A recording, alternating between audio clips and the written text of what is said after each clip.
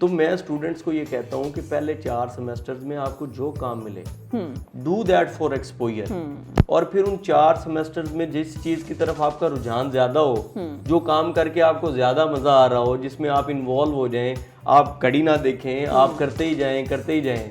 मतलब मेरे आज जिन ऑर्गेनाइजेशंस के साथ रिलेशंस हैं, जो मेरी सर्विसेज लेते हैं, दे आर माई क्लाइंट्स। तो कहने का ये मतलब है, once you have to prove yourself, you have to learn, you have to practise, after that आपका कुछ सिलसिला शुरू होता है।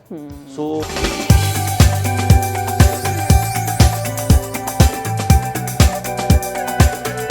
अस्सलाम वालेकुम एवरीवन, मैं हूं आपकी होस्ट मुआफिया मलिक। हम और आप विद PNY के एक न्यूज़ शो के साथ। जैसा कि आप सब लोग जानते हैं, PNY एक ऐसा इदारा है जहां हम हज़ारों की तादाद में स्टूडेंट्स को डिफरेंट कोर्सेज करवाते हैं ताकि वो अपनी पर्सनल लाइफ और प्रोफेशनल लाइफ के साथ साथ अपनी फाइनेंस को भी बेहतर बना सकें। हमारे इस शो का मकसद ही यही है कि हम आप तक लाइफ के हर डिफरेंट पर्सपेक्टिव के बारे में इंफॉर्मेशन पहुंचा सके। कभी हम बात करते हैं HR से रिलेटेड, हेल्थ से रिलेटेड, एजुकेशन से रिलेटेड, मीडिया से रिलेटेड, यानी हर सेगमेंट पे बात करते हैं ताकि आप तक भी कोई इन्फॉर्मेशन पहुंच सके और हम भी उससे कुछ फ़ायदा हासिल कर सके। आज भी हम बात करेंगे स्पेशली हमारे उन यंगस्टर्स के हवाले से जो डिग्री करने के बाद जब अपने प्रोफेशनलिज्म में एक कैरियर में आते हैं तो क्या इश्यूज़ जो बेसिक इनिशिएटिवली उन्हें देखने पड़ते हैं, स्पेशली जॉब के लिहाज से क्या चीज़ें हैं जिन पे उन्हें काम करना बहुत ज़्यादा ज़रूरी है। इन सब चीज़ों के बारे में हम बात करेंगे। हमारे साथ जो गेस्ट मौजूद हैं मैं उनका तारुफ करवाती चलूँ। हमारे साथ शहजाद रोशन गिलानी साहब मौजूद हैं जो कि CEO हैं ग्रोथ वेंचर्स के। तो सबसे पहले मैं वेलकम करती हूँ सर को अपने इस शो में।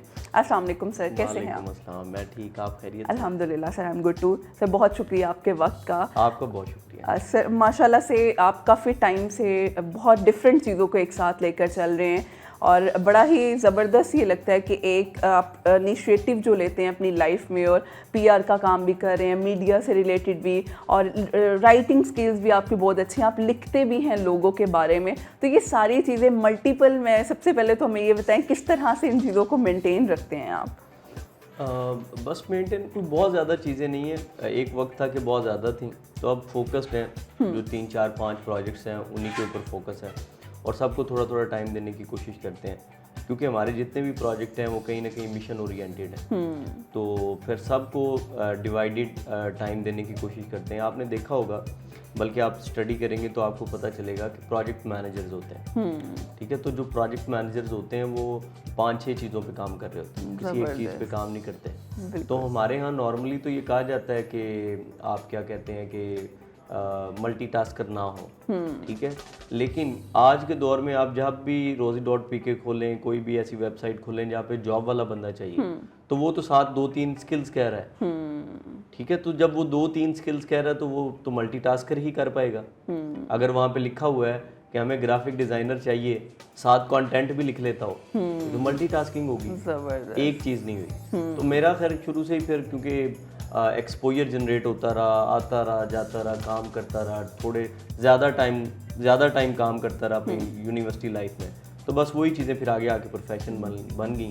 तो अब अल्हम्दुलिल्लाह गोइंग वेल। ज़बरदस्त। अच्छा सर, हम देखते हैं बहुत से यंगस्टर्स अपनी डिग्रियां हासिल करते हैं जब वो अपनी प्रोफेशनल कैरियर की तरफ आते हैं, और सबसे ज़्यादा चीज़ जो हमारे यहाँ हमें एक लैकिंग की तरफ लेकर चलती है वो मेरा ख्याल है हमारी कम्युनिकेशन स्किल्स हैं। तो हमें थोड़ा सा बताएं, क्या आपको लगता है कि इस पे हमें काम करना कितना ज़रूरी है? क्योंकि आप बहुत से स्टूडेंट्स के साथ काम करते हैं, तो हमें थोड़ा सा इसके बारे में बताएं कि आपकी जॉब के लिए इन स्किल्स का होना कितना ज़रूरी है। देखिए, ये बहुत ज़रूरी है, और मसला ये है कि हम 4 साल पूरे करने के बाद ये सोचना शुरू करते हैं कि करना है क्या। बिल्कुल, ये 4 साल बाद करने वाला काम नहीं है। ये या तो एडमिशन लेने से पहले करने वाला काम है, या जब एडमिशन कम से कम ले लें तो उसके फ़ौरन बाद करने वाला काम, ठीक है। और वालिदैन के लिए बिलखुसूस की बात है कि ज़ाहिरी बात है, जितने भी वालिदैन हैं वो अपने बच्चे को कामयाब ही देखना चाहते हैं, ये तो मस्ट बात है। लेकिन बाज़ औक़ात चीज़ों का पता ना होने की वजह से, अंडरस्टैंडिंग ना होने की वजह से, बाज़ औक़ात एक्सपोजर ना होने की वजह से वो बच्चे को बहुत सी चीज़ें नहीं करने देते। जैसे जब वो घर बताता है, वैलिड वाला बच्चा, एक तो वो बच्चा भी है ना जिसने कहीं घूमने फिरने भी जाना होता है तो वो फीस के खर्चे क्या के मंगा रहा होता है, वो नहीं। जो वैलिड बच्चा है, जो अपने आप को ग्रो करना चाहता है, अपने माँ बाप के साथ फिर अगेन कंट्रीब्यूट करना चाहता है, मैं उस बच्चे की बात कर रहा हूँ। तो वो जब घर फ़ोन करता है जी कि मैंने कोई कोर्स लेना है, मैंने कोई ट्रेनिंग अटेंड करनी है, तो आई नीड मनी, तो वो कहते हैं sorry ji we can't do that, तुम्हारी यूनिवर्सिटी की डिग्री की फीस भर दी है, ख़त्म बात। तो वो एडिशनल स्किल्स नहीं ले पाता जो कि यूनिवर्सिटी भी नहीं दे रही होती। अब HEC ने और कुछ यूनिवर्सिटीज़ ने बैठ के सर जोड़ा है, तो अब कुछ स्किल्स के ऊपर काम होना शुरू हुआ है। जब हमारी डिग्रीज का टाइम था तब स्किल्स के ऊपर उस तरह से काम नहीं होता था, अब कुछ चीज़ें बेहतर हो रही हैं। तो ये पहले दिन से सोचने वाला काम है, और सिर्फ सोचने वाला नहीं, करने वाला काम है। तो इसके ऊपर मैं ये कहता हूँ स्टूडेंट्स को कि आपको यूनिवर्सिटी के फर्स्ट 4 सेमेस्टर्स में जो काम मिले ना कर लें। सही। ठीक है। तो मैं when I was in my student life, तो मैं इस तरह बहुत सी चीज़ें करता था। मेरी न्यूज़ वेबसाइट होती थी, हम इंटरव्यूज़ करने जाते थे, प्रेस कॉन्फ्रेंसेस कवर करते थे। मैं आपके इंटरव्यू में बता देता हूँ कि उसी कार्ड के साथ मैं हाफिज़ सईद साहब का इंटरव्यू करने पहुँच गया। ठीक है। कैमरामैन साथ लिया, इंटरव्यू ले करने चला गया। वहाँ जाके मुझे पता चला कि हाफिज़ सईद साहब का आप ऐसे इंटरव्यू नहीं कर सकते, उनका अपना कैमरामैन होता है एंड ऑल दैट, उनका अपना प्रोटोकॉल है, यू कांट डू दैट। आपको किसने कहा ऐसे करें? बताने का मकसद ये है कि at that time we was in learning process. तो हम वो लर्निंग के अगेंस्ट, हम अपने पैशन को सामने रख के हम तो स्टूडेंट कार्ड के साथ प्रेस कॉन्फ्रेंस पे चले जाते थे, क्योंकि हमें पता था कि हमने फ्यूचर में इसी तरफ जाना है। तो मैं स्टूडेंट्स को ये कहता हूँ कि पहले 4 सेमेस्टर्स में आपको जो काम मिले डू दैट फॉर एक्सपोजर, और फिर उन 4 सेमेस्टर्स में जिस चीज़ की तरफ आपका रुझान ज़्यादा हो, जो काम करके आपको ज़्यादा मज़ा आ रहा हो, जिसमें आप इन्वॉल्व हो जाएं, आप कड़ी ना देखें, आप करते ही जाएं। मतलब मेरे आज जिन ऑर्गेनाइजेशंस के साथ रिलेशंस हैं, जो मेरी सर्विसेज लेते हैं, दे आर माई क्लाइंट्स।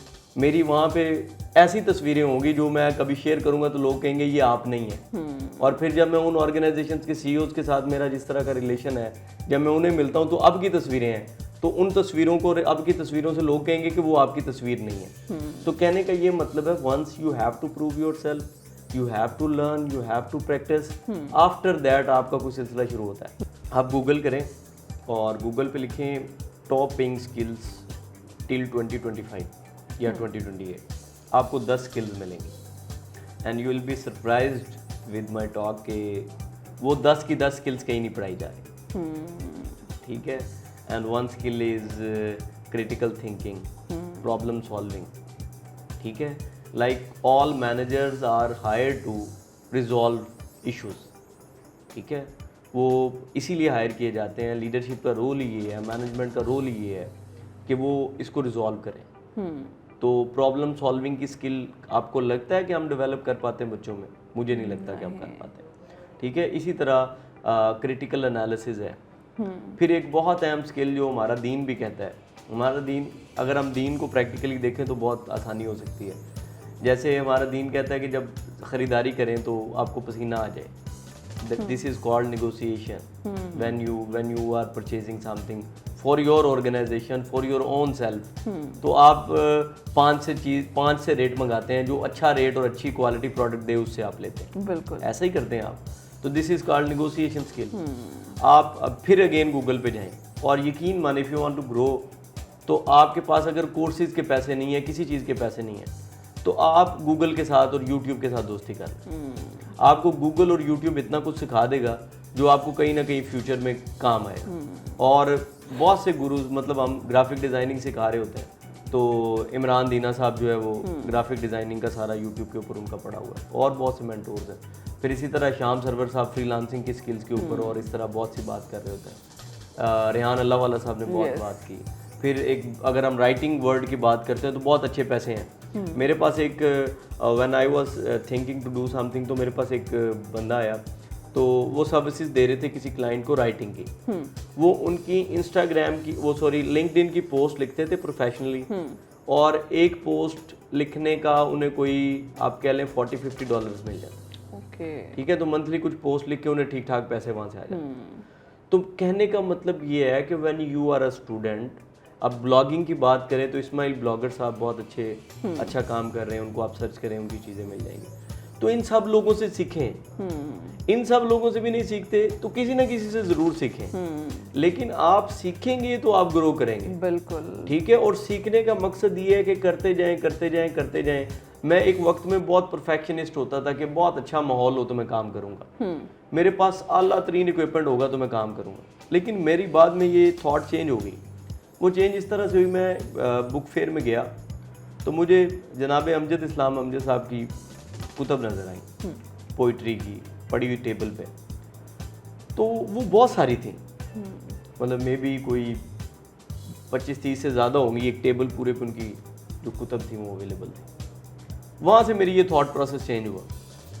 मैंने कहा मुझे लगता है ऐन मुमकिन है कि पहली गज़ल के ऊपर या पहली नज़म के ऊपर अमजद इस्लाम अमजद नहीं बने होंगे, पहली वीडियो के ऊपर कासिम अली शाह साहब नहीं बने होंगे, बिल्कुल, पहले ही किसी काम के ऊपर कोई शख्स बड़ा नामवर आदमी नहीं बना होगा।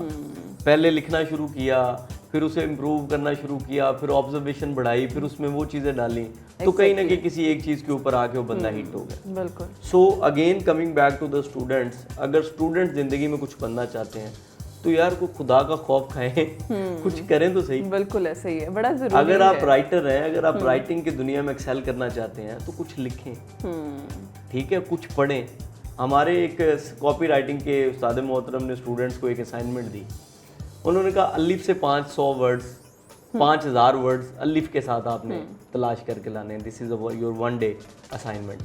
आप जितने भी लिखने के शोबे से वाबस्ता हैं या जो अपनी ऑब्जर्वेशन बढ़ाना चाहते हैं, वो ABC से शुरू करें और अलिफ बे से शुरू करें।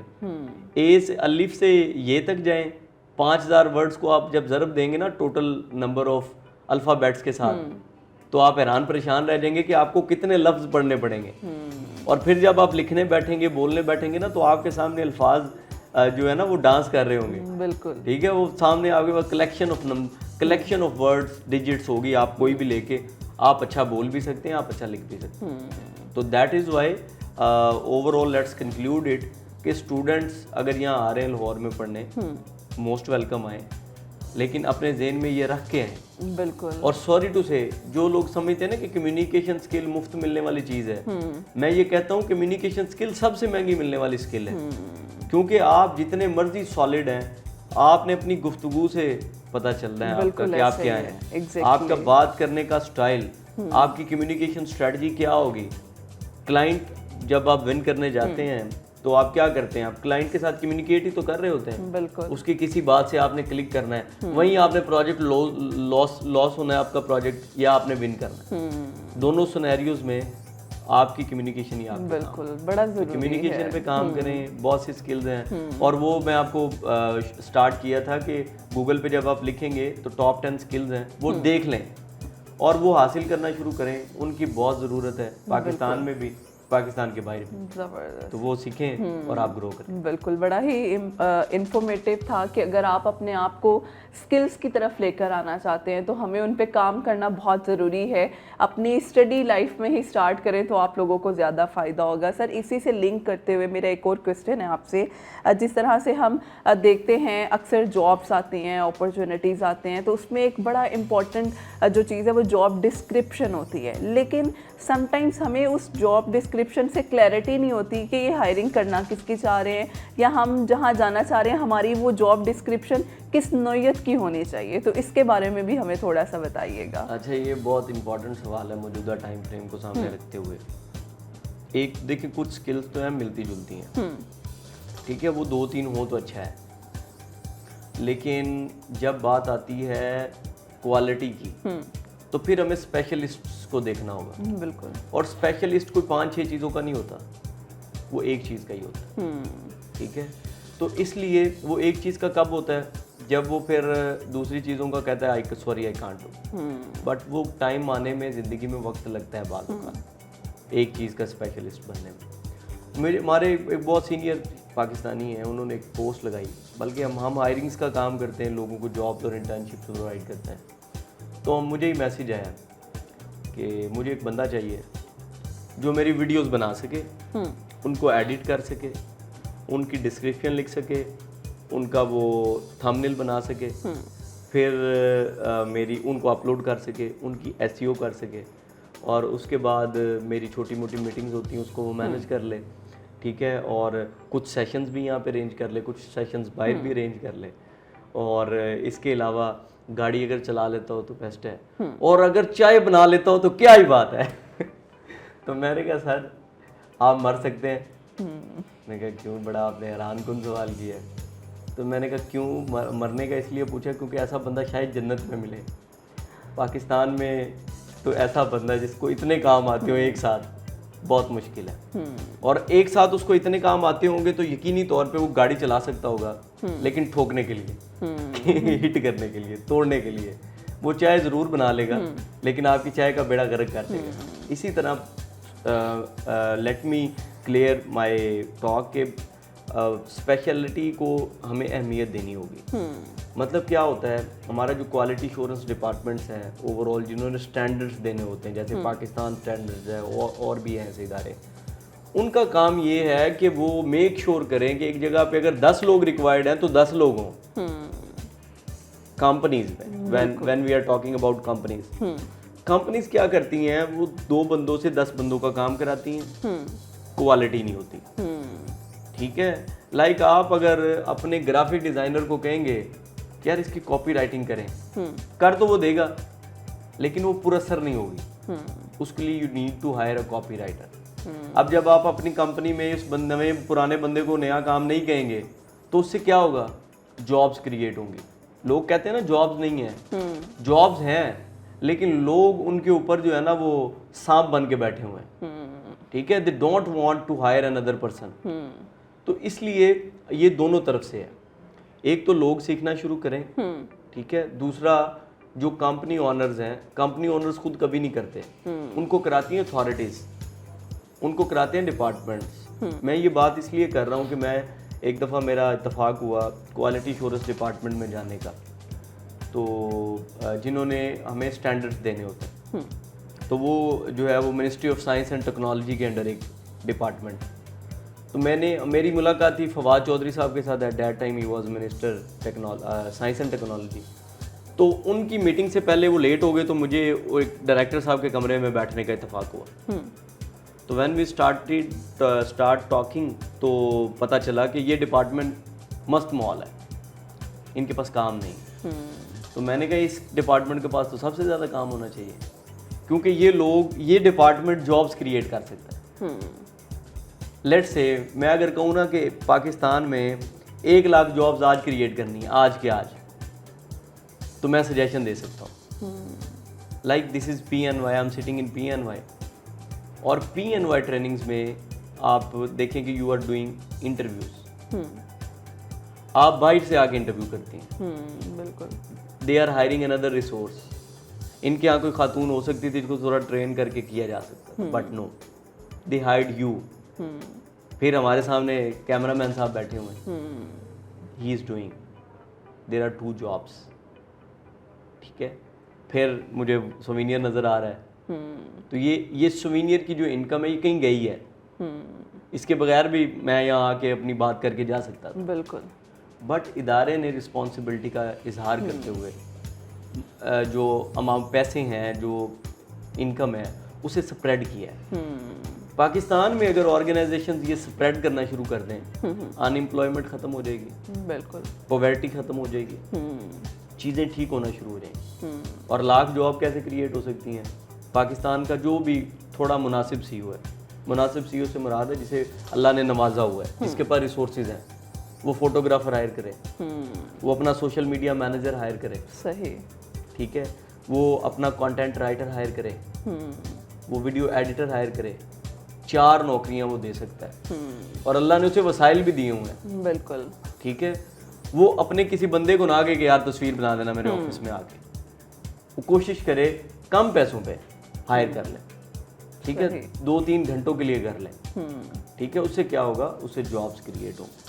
और बहुत से लोग, एक बहुत प्रीमियम लेवल का CEO, मैं अक्सर जाता हूँ CEOs को मिलता हूँ, मेरा काम ही CEOs के साथ है, तो मैं उनसे पूछता हूँ कि आप कौन हैं? वो कहते हैं जी हम बहुत बड़े CEO हैं। मैं कहता हूँ कैसे बड़े CEO हैं आप, व्हाट्स योर नेम? तो मैं कहता हूँ, वो कहते हैं जी मेरा फ़लाँ नाम है, लैपटॉप पास ही होता है, तो I just do write on Google फ़लाँ, सर्च किया तो गूगल नहीं जानता, गूगल फिर हमसे पूछता है ये कौन है।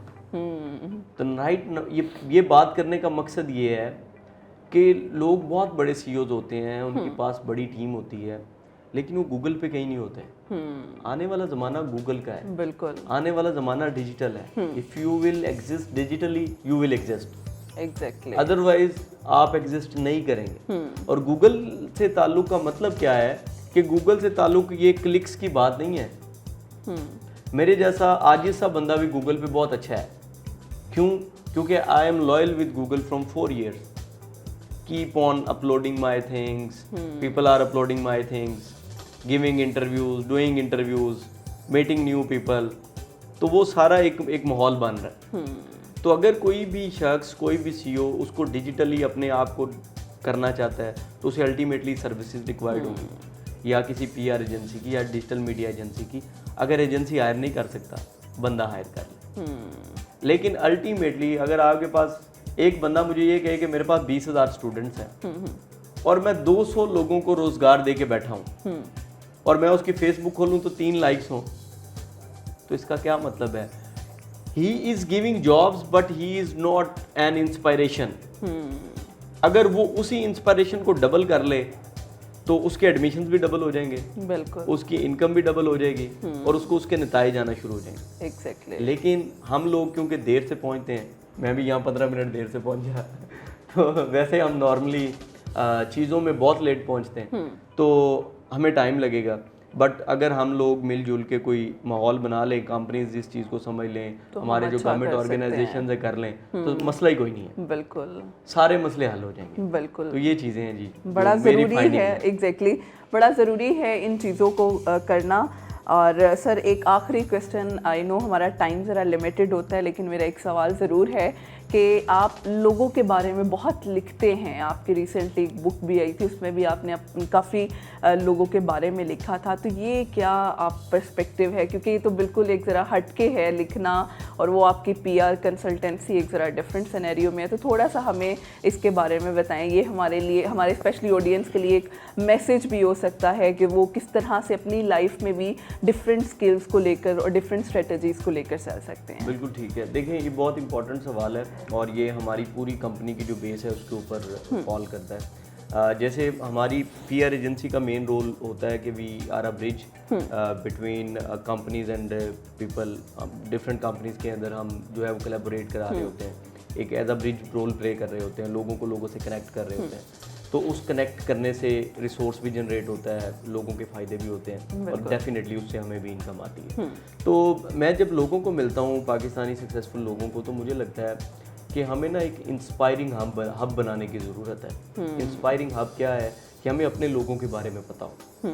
Like if I want to be journalist, तो मुझे अपने 10 सक्सेसफुल जर्नलिस्ट की लाइफ स्टोरीज़ का पता हो कि उन्होंने कितनी मार खाई है, फेलियर्स कितने हुए हैं, सक्सेसफुल कैसे हुए हैं। अभी हम बैठे थे, लाइट चली गई, तो पाकिस्तान में लाइट भी जाती है, पाकिस्तान में काम भी रुक जाता है, ठीक है, नेट भी बंद हो जाता है।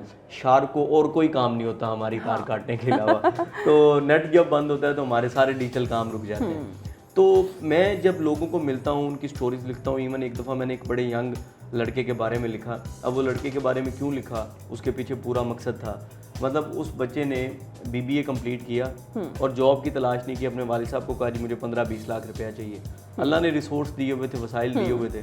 तो वालिद साहब बड़ी अच्छी कंपनी में डायरेक्टर थे, तो उन्होंने कहा बेटा ले लें। तो ले लिया, कैफ़े बना लिया। अब जब कैफ़े बनाया क्या हुआ, एक अकाउंटेंट हायर किया, एक रिसेप्शनिस्ट हायर की, 3 से 4 उन्होंने वेटर्स हायर किए, 4 से 5 किचन वाला स्टाफ हायर, तो 10 लोगों का वसीला तो बन गया। ऐसे बंदे को ना सिर्फ लिखना चाहिए, सलूट मारने चाहिए। क्यों? क्योंकि हमारे यहाँ बेरोजगारी इंतहा पे है। बिल्कुल तो ऐसे लोग सामने आए, ऐसे लोग सामने आए। और इवन मुझे आपके प्रोग्राम का ये मॉडल तो नहीं है, लेकिन मैं ये बात कर देता हूँ, मुझे किसी मुफ्ती साहब की तलाश है, ठीक है, जो ये फतवा दें कि साहिब वसाइल आदमी अगर जॉब की तलाश में है ना तो वो ठीक नहीं है। ये मैं ढूंढ रहा हूँ, अगर मेरी कोई बात कोई मुफ्ती साहब सुन लें तो बड़ी मेहरबानी होगी, क्योंकि ये फतवा है प्रॉपरली कि अल्लाह ने आपको वसाइल दिए हुए हैं, आप एक कंपनी खोल सकते हैं, आप नौकरी की तलाश में। एग्जैक्टली। तो मैं लोगों को इसलिए लिखना चाहता हूँ कि उनकी बिजनेस इंस्पिरेशन आए, उनके अंदर कुछ अपना करने की। पाकिस्तान वाहिद मुल्क है, यकीन माने, जहाँ पे बंदा एक कंपनी में सारी जिंदगी काम करके मर जाता है। बिल्कुल ठीक है, एक ही कंपनी में एक ही काम करके, अब कहीं ये ना हो कि मेरी कोई बात सुन के कंपनियां छोड़ना शुरू कर दे। So you can perform. और इसी को कंक्लूड करते हुए आज के दौर में अगर आप कोई काम करना चाहते हैं तो कोलैबोरेशन इज़ ओपन, बहुत ज़रूरी है। ठीक है, कोलैबोरेशन इज़ इम्पॉर्टेंट। मैं लोगों को कहता था कि और बिजनेसेस करें, तो जो सबसे ज़्यादा सख्त मजाज लोग थे ना वो शादी हाल इंडस्ट्री के लोग थे। मज़ेदार काम है उनका और वो किसी तरफ जाने को तैयार नहीं, वो कहते हैं हम ओके हैं, सीज़न लगता है, मज़े हैं। यकीन माने कोरोना ने हमारे लोगों के दिमाग सेट कर दिए। एग्जैक्टली ठीक है, तो जो काम सबसे अच्छा चलता था वही बंद हुआ। उससे फ़ायदा क्या हुआ? उससे उनका जो माइंड बड़ी देर बाद चेंज होना था या नहीं होना था वो हो गया। उन्होंने कहा यार शादी हाल चलता रहेगा, लेट्स स्टार्ट अनदर थिंग। तो वो किसी और बिजनेस में आ गए। बिल्कुल। तो जब वो और बिजनेस में आए, you have a chance to fit in yourself कि मैं यंग हूँ, टाइम दे सकता हूँ, मार खा सकता हूँ, मेहनत कर सकता हूँ, ठीक है, जितना टाइम रिक्वायर्ड है ले लें। और यकीन माने, इसको आपकी सारी बात को मैं इस पे कंक्लूड करता हूँ कि मेरी एज के लोगों में अगर 18 घंटे से कम काम करने की सोच है ना, तो वो इंतहाई फजूल तरीन लोग हैं, सॉरी टू से। इस एज में पाकिस्तान जैसे माहौल में आपको 18 घंटे काम करने की ज़रूरत है, मल्टीपल चीज़ों पे काम करने की ज़रूरत है। और डॉलर महंगा होता है, हमें वक्त पड़ जाता है, मुश्किल का शिकार हो जाते हैं। आज की डिबेट ये है कि हम ये वर्किंग करें कि वो इंडिविजुअल डॉलर में अर्निंग कैसे कर सकते। राइट नाउ हमारे पास ग्रोथ वेंचर्स में एक छोटा सा प्रोजेक्ट है जो हम जर्मनी के लिए करते हैं, तो हमें वहाँ से थोड़े से यूरोज आते हैं। हमें पता है कि थोड़ा सा काम करके वो जो यूरोज आते हैं उससे हमारा कितना फ़ायदा है। अब जितना मर्जी डॉलर के ऊपर काम कर रहे हैं तो डॉलर बढ़ गया तो आपको तो कोई मसला नहीं है, ठीक है, क्योंकि पाकिस्तान में जो ये महंगाई का भूत है ये काबू होने वाला नहीं है। हमारी प्रायोरिटीज वो नहीं है एज अ नेशन, तो वो कंट्रोल नहीं होता, अपनी स्ट्रेटजी को चेंज करना है। एंड अगेन वो करने के लिए you need to learn freelancing skills, you need to learn writing skills and other skills. आप गूगल कर लें, आपको पता चलेगा। एंड अगेन PNY ट्रेनिंग जैसे बहुत से इदारे ये सर्विसेज प्रोवाइड कर रहे हैं, ये ट्रेनिंग्स प्रोवाइड कर रहे हैं, और इवन गवर्नमेंट के बहुत से इदारे फ्री ऑफ कॉस्ट भी दे रहे हैं। अगर आपने सीखना हो ना, यकीन माने, तो आपके लिए बहुत से रास्ते हैं, सिर्फ आप ज्वाइन जो करना चाहते हैं बस आपको खुद पता होना चाहिए। एग्जैक्टली सर, बड़ा अच्छा लगा आपसे बात करके डिफरेंट पर्सपेक्टिव्स पे, और ये बड़ा ज़रूरी है स्पेशली जब हमने अपने आप को प्रोफेशनली ग्रो करना है। बहुत शुक्रिया आपके वक्त का, और उम्मीद करती हूँ आप लोगों ने बहुत कुछ सीखा होगा। मुझे पर्सनली बहुत कुछ सीखने का मौका मिलता है। इंशाल्लाह फिर हाजिर होंगे एक न्यू सेशन के साथ। हमें इजाज़त दीजिए। अल्लाह हाफ़िज़।